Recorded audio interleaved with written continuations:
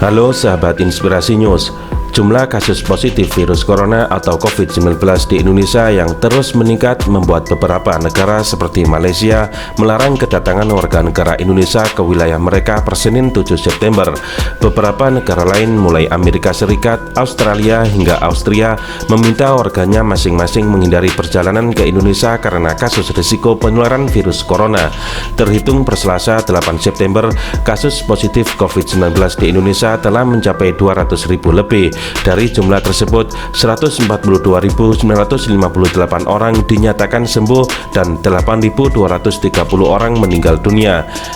Epidemiolog Fakultas Kesehatan Masyarakat Universitas Indonesia atau FKM UI, Pandu Riono mengatakan, fenomena penolakan sejumlah negara dan larangan bepergian ke Indonesia menjadi pelajaran pemerintah.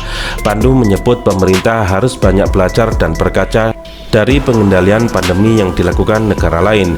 Menurutnya, tidak ada yang salah dengan langkah negara lain melarang WNI masuk wilayahnya. Jadi kita sudah didiskriminasi dan itu diperbolehkan. Kalau bahasa lebih lugas, Indonesia di lockdown karena kita tidak mau melockdown negara kita, ya lockdown negara lain, kata Pandu saat dihubungi cnnindonesia.com Rabu 9 September. Pandu menyatakan penolakan kedatangan WNI oleh sejumlah negara maupun larangan masuk ke wilayah Indonesia maupun bentuk kegagalan pemerintah menangani pandemi virus corona selama 6 bulan ini.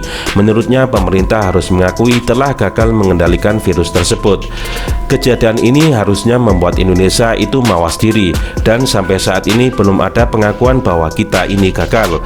Kalau seharusnya mengaku hari ini masih tinggi, kita masih gagal, seperti itu, ujarnya.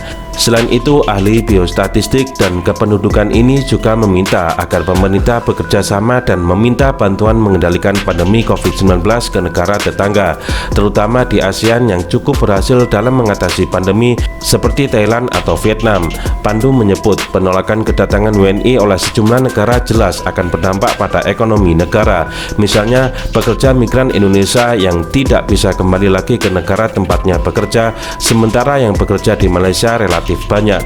Oleh sebab itu, ia mendorong pemerintah untuk terlebih dahulu fokus mengendalikan penyebaran virus corona dan tidak perlu buru-buru membuka keran aktivitas sosial ekonomi. Menurutnya, selama ini pemerintah masih fokus menangani sektor ekonomi daripada keamanan dan kesehatan warga negaranya. Semua masyarakat didorong untuk pariwisata, stimulus ekonomi, kan narasinya gitu mulu.